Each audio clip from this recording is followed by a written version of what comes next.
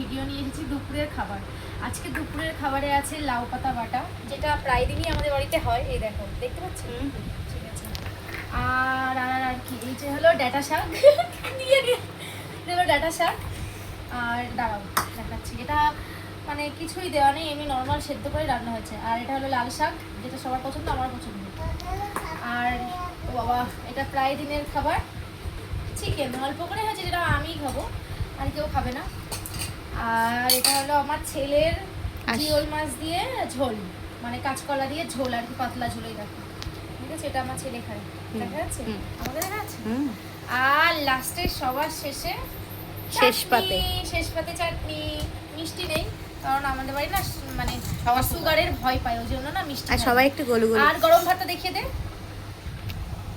ওর পাতটা দেখে নাও, দেখো কত সুন্দর করে দিয়েছে। ও ওগুলো খাবে। I am in diet. ও বাবা, আমি ডায়েট নেই, আমার ছেলে থেকে বুঝতে পারছো।